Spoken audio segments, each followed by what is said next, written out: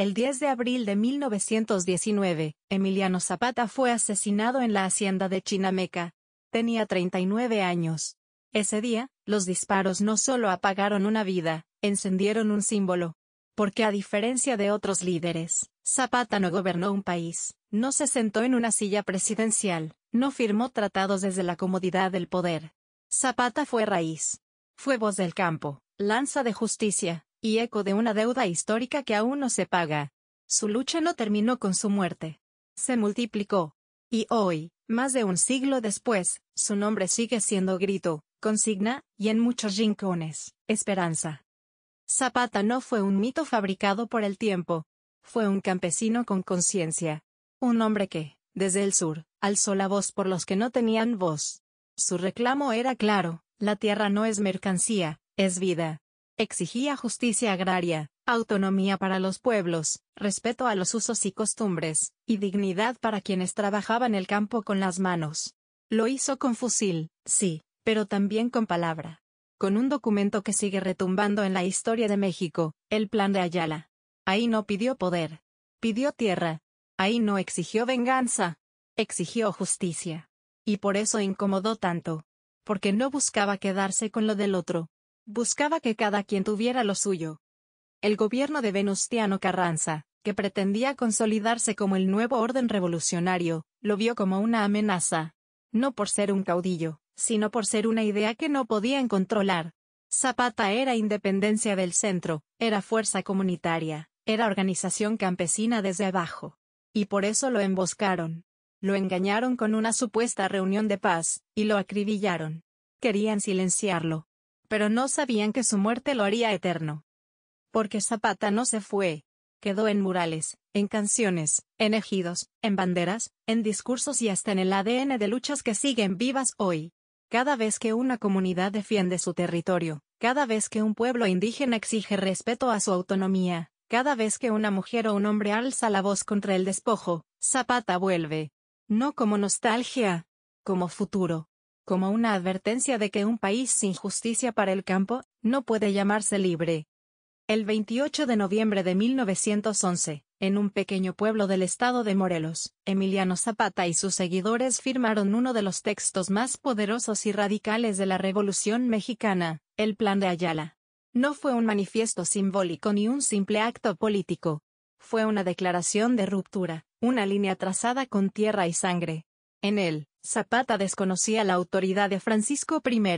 Madero, a quien inicialmente había apoyado, por incumplir las promesas de restitución agraria. Pero el documento iba más allá de una traición puntual, exigía una transformación estructural del país desde sus raíces campesinas. El Plan de Ayala no pedía tierras como concesión. Las reclamaba como derecho. Exigía la devolución inmediata de las tierras arrebatadas a los pueblos originarios durante siglos de despojo colonial, liberal y porfirista. Proponía expropiar latifundios, repartir tierras a quienes las trabajaran directamente, y permitir que las comunidades gestionaran sus propios recursos. Y no desde el gobierno central, sino desde las asambleas, desde lo local, desde el pueblo. Era un plan agrarista, sí, pero también era profundamente anticentralista, democrático y horizontal. Este documento incomodó a todos los sectores del poder, incluso a otros revolucionarios. Porque mientras algunos luchaban por cargos o reformas políticas, Zapata y su gente pedían tierra, autonomía y justicia. No querían gobernar desde la capital. Querían que la tierra volviera a manos del pueblo. Y ese ideal, escrito con tinta de rabia y esperanza, siguió vivo mucho después de su asesinato. En el siglo XX, la influencia del Plan de Ayala se filtró en múltiples movimientos. Desde la reforma agraria cardenista en los años 30, que retomó parte de sus principios, hasta las luchas campesinas de los años 60 y 70, pasando por sindicatos rurales, ejidos, comités autónomos e incluso grupos armados. Zapata fue bandera. Fue principio y fue inspiración. Y no solo en México, movimientos agrarios en América Latina, teologías de la liberación y organizaciones indígenas en todo el continente han citado su lucha como un faro de dignidad. Hoy, el Plan de Ayala sigue siendo una lectura vigente. No solo por lo que propone, sino por lo que denuncia: la concentración de la tierra, el abandono del campo, la desigualdad histórica entre el México rural y el México urbano. Es un recordatorio de que muchas de las demandas de 1911 siguen pendientes. Y que, mientras la tierra siga sin justicia, la figura de Zapata seguirá viva como promesa. O como advertencia. Emiliano Zapata fue asesinado en 1919, pero el zapatismo nunca fue enterrado. Sobrevivió en los campos que defendió, en los ejidos que brotaron después, en las palabras de quienes heredaron su causa. Su lucha no quedó atrapada en libros de historia, se transformó en semilla. Y como toda semilla viva, encontró nuevas tierras donde germinar. A veces en silencio, a veces con fuerza, pero siempre con raíz profunda. Porque el zapatismo no fue solo una rebelión armada, fue, y es, una forma de entender la justicia. Tras la revolución, mientras el país se institucionalizaba y los discursos oficiales convertían a Zapata en estatua, muchas comunidades rurales seguían viviendo el despojo que él denunció. En Chiapas, Oaxaca, Guerrero, Puebla, Veracruz, Morelos, Michoacán. Miles de pueblos indígenas y campesinos continuaban exigiendo tierra, respeto, participación y voz. El zapatismo sobrevivió en las asambleas ejidales, en los usos y costumbres, en la defensa de los territorios, en las cooperativas autónomas. Cambió de forma, pero no de esencia. Y entonces llegó 1994. El año en que el país despertó con un grito que lo sacudió: ¡ya basta! El Ejército Zapatista de Liberación Nacional, EZLN, irrumpió en la escena nacional e internacional con un discurso profundamente inspirado en la figura de Emiliano Zapata. Su lucha no era la misma, pero el espíritu sí. Porque los nuevos zapatistas, surgidos de los pueblos indígenas de Chiapas, no solo retomaron su nombre, retomaron su esencia. Tierra, autonomía, justicia. Esa fue, y sigue siendo, su bandera. Desde entonces, el zapatismo moderno ha creado comunidades autónomas que funcionan fuera del control estatal. Han construido escuelas, clínicas, cooperativas y sistemas de justicia propios. Han demostrado que la revolución también se hace sin balas, desde la organización, la palabra y la persistencia. Y aunque son criticados por unos e ignorados por otros, su existencia es prueba de que el legado de Zapata no es pasado, es presente. Más allá del EZLN, cientos de movimientos sociales, colectivos campesinos, radios comunitarias, redes de defensa territorial y guardianes del agua o del bosque llevan el espíritu zapatista en su práctica diaria. A veces sin decirlo. A veces sin uniforme ni pancarta. Pero con la misma raíz, luchar desde abajo, desde la dignidad, sin pedir permiso. Porque Zapata no fue solo un líder, fue una forma de estar en el mundo. Y mientras existan pueblos que se organicen para defender su tierra, mientras haya comunidades que no se resignen al olvido, mientras haya mujeres, hombres y niñeces que aprendan que la dignidad se defiende de pie, el zapatismo seguirá vivo, no en discursos oficiales, sino en las tierras que resisten. Con el paso del tiempo, todo símbolo corre el riesgo de volverse monumento vacío. Y Zapata, como otros grandes personajes de la historia, no fue la excepción. Apenas unos años después de su asesinato, su figura comenzó a circular en discursos oficiales, en sellos postales, en estatuas, en nombres de escuelas y avenidas. El Estado que alguna vez lo combatió lo convirtió en héroe nacional. Y al hacerlo, también lo domesticó. Lo adaptó a sus necesidades. Lo recortó. Le quitó filo. Porque Zapata, el insurgente, el radical, el campesino armado que exigía justicia desde abajo, era demasiado incómodo para el poder. Así, surgió el Zapata de bronce. El del sombrero grande y el bigote perfecto. El que saluda desde los muros del palacio, pero ya no incomoda.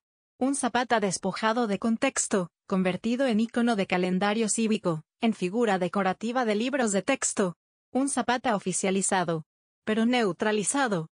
Y sin embargo, su imagen no solo fue capturada por el Estado, también fue tomada y reinterpretada por el arte, la música, la literatura, el muralismo.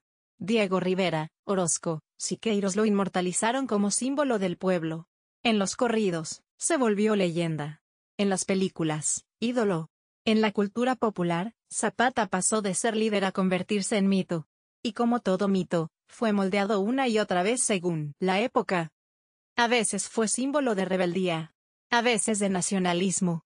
A veces de justicia, otras de violencia.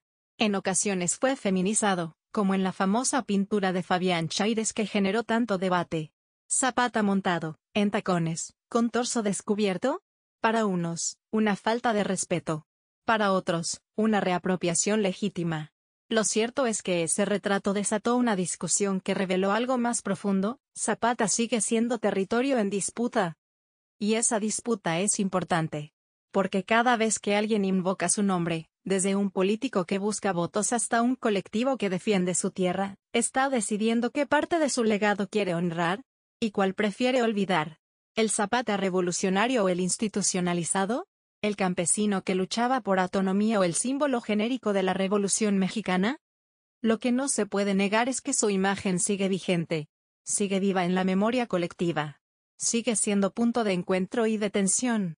Y eso, en sí mismo, es poder. Porque un símbolo que incomoda, que se transforma, que genera discusión, es un símbolo que aún respira. Zapata, más de 100 años después, no es un recuerdo congelado. Es una pregunta abierta. Recordar a Zapata no es un acto de nostalgia. Es un acto de conciencia. A más de un siglo de su muerte, su figura no pertenece solo al pasado. Pertenece al presente que aún arrastra las deudas que él denunció. En un país donde la tierra sigue concentrada, donde los pueblos originarios aún son marginados, donde miles de campesinos viven en abandono, el legado de Zapata sigue siendo brújula. No como una idealización, sino como una advertencia: lo que no se transforma, se repite. Zapata no murió solo por tener un fusil. Murió porque tuvo una visión. Porque se atrevió a imaginar un país diferente, donde la justicia empezara en el sur, donde la dignidad no dependiera del poder, y donde el territorio se cuidara como se cuida el cuerpo. Fue asesinado por representar una amenaza real: la organización desde abajo, el poder colectivo, la autodeterminación de los pueblos. Y por eso, su figura sigue incomodando. Hoy, cuando comunidades defienden el agua contra megaproyectos, cuando pueblos indígenas recuperan tierras, cuando mujeres campesinas lideran asambleas, cuando se habla de soberanía alimentaria, de justicia ambiental, de autonomía local, ahí está Zapata. No como estatua, sino como semilla. Porque él no quiso gloria. Quiso tierra. No pidió homenajes. Pidió justicia. Y eso es lo que lo hace eterno. Por eso, cada 10 de abril no deberíamos conformarnos con un acto cívico. Deberíamos escuchar lo que aún resuena en su nombre. Deberíamos preguntarnos si el México que habitamos honra sus ideales o los maquilla.